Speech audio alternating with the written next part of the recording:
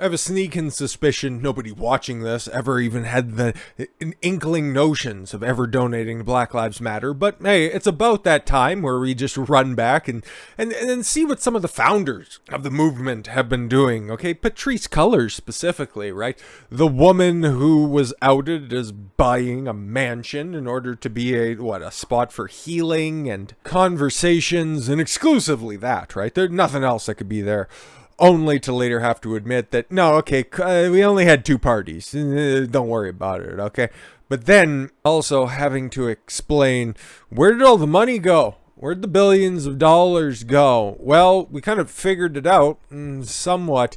She was paying those close to her, right? Redistribution of wealth, right? She needs to take the money from gullible white liberal women, okay, and then redistribute it to Cullors and all of her kin. Tax filings reveal how BLM co-founder spent charity funds. You can't get any slimier than this. Black Lives Matter co-founder Patrisse Cullors used charity funds to pay her brother and child's father, her baby daddy, eye-watering sums of cash from various services. And according to tax documents filed with the IRS, co-founder's brother, Paul Cullors, saw a cool sum of $840,000 hit his bank account for allegedly providing security services for the nonprofit organization. $840,000 for a year? Even for 2 years, $420,000.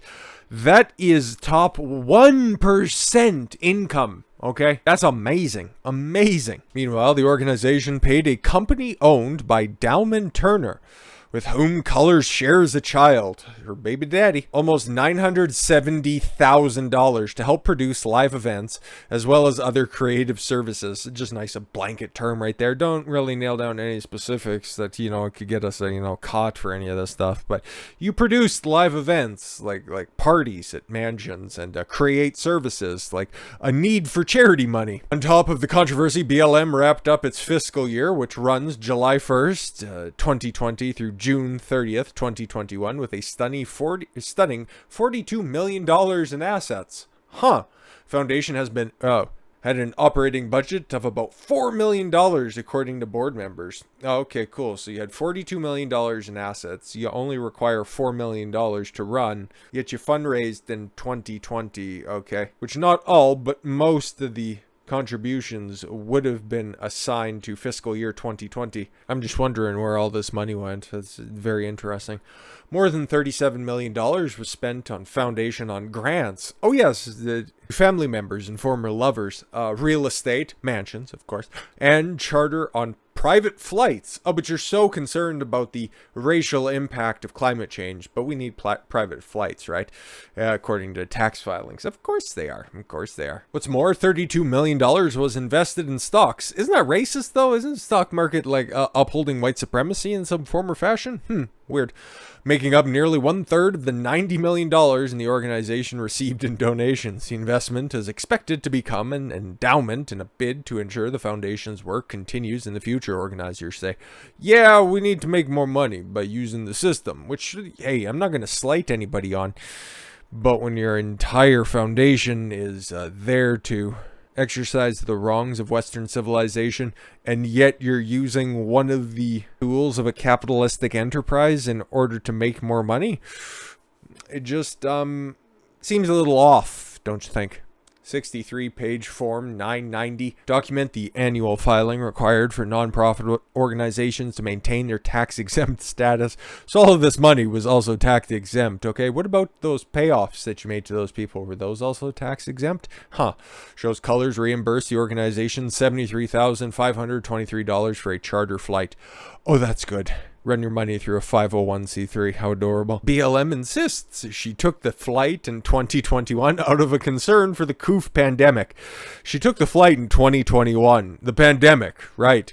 After the vaccines were ready and available. And I remember the narrative at the time, and I don't need to run that back. YouTube wouldn't allow me for the prevailing opinion at the time. If this was early in 2021, you can just go ahead and refresh your recollection of events at the time when it came to the jab and how efficacious it was to preventing infection. Meanwhile, people with 4 jabs are currently getting infected. Don't worry, safe and effective. But yeah, no, flight risk and health risk that comes with it. Sure. Cullors already found herself in hot water for receiving a cool $120,000 payment for undisclosed consulting fees by BLM. Wow, she really underpaid herself in color and contrast. Just saying. After back-to-back controversies, so now it's back-to-back-to-back. Interesting, a three-way, if you will.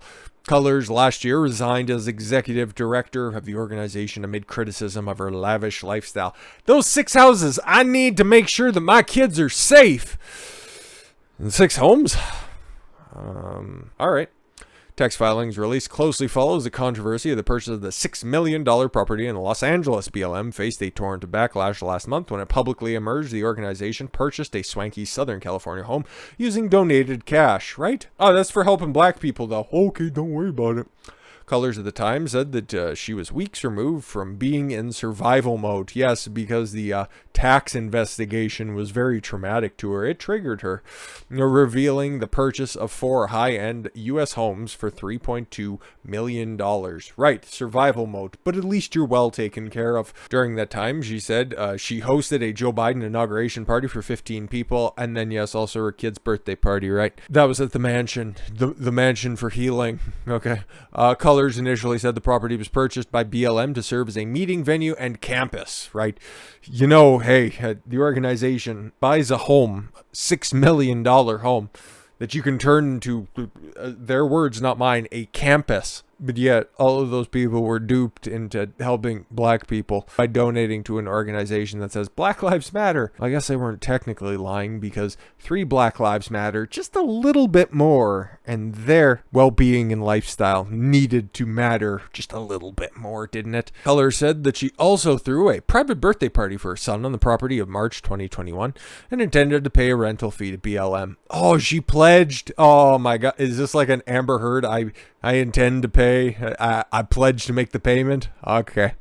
Recent tax filings showed that she paid the foundation an additional $390 over her uses of the 6,500 square foot Studio City property for 2 private events. Dude, I can't even fucking rent out like the Elks Lodge in town for $390. So let's be honest here, kids. Tax records show after spending more than $37 million on grants, real estates, consultants, and other undisclosed expenses, the BLM organization is still worth tens of millions of dollars. Yep, and where's all that money going? To those guys.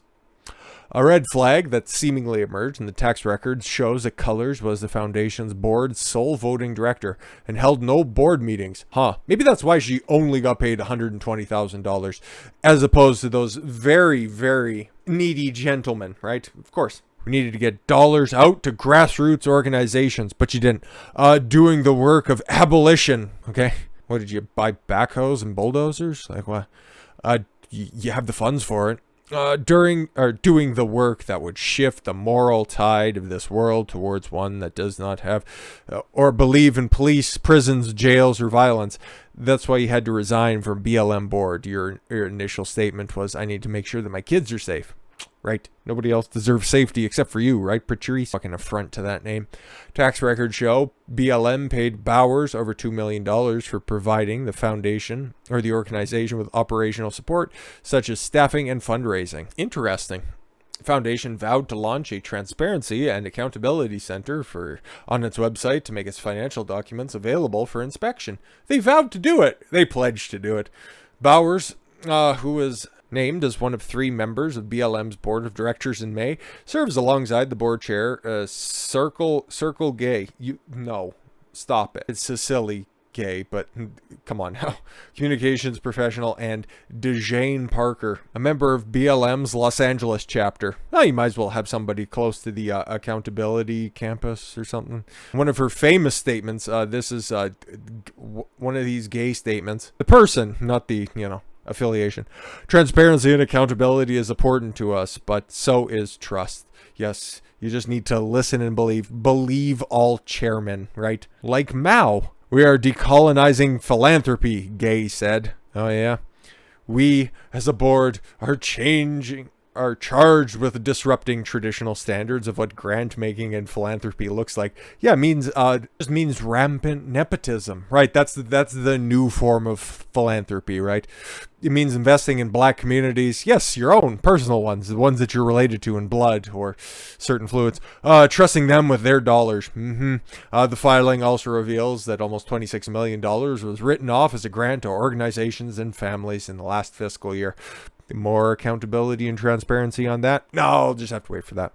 Transparency and accountability is important to us, but so is trust. Just listen to us. Just trust us with all of your millions of dollars. We haven't been known to misappropriate those funds, have we? Presenting donor names after the fact at this point would likely betray. It would be a betrayal of that trust. Yeah, I don't need to know who's stupid enough to be duped by this obvious fucking scheme. Don't really care about that. They should feel bad, independent of any disclosures of their names and occupations. Yeah, and the rest of that, just, hey, run down the history of hitching their wagon to some of the dumbest causes ever, like Trayvon Martin and George Zimmerman, one of the clearest forms of self-defense that's ever been put forward in front of a court, and then Michael Brown at the hands of police in Ferguson, Missouri, which ended up resulting in days and days of violent, fiery riots, which presaged, yes, the fiery but mostly peaceful riots. But yeah, no, the people of Ferguson would like a word for you. I wonder if you're going to donate any money to rebuilding that community. No, don't worry about it. I'm sure no Cullors members lives there. There's no black people in Missouri to help enrich their lives. No, couldn't possibly be the case. It's just continuously funny how much money and how much funding the people who are out there trying to abolish the system just seem to misplace all the time. Just fucking weird how that stuff comes out seemingly weekly and on the regular. With all of that said, thank you all very much for the gift of your time. I've been Don Consuelo. I want you to follow your gut and get after it. Take care, everyone.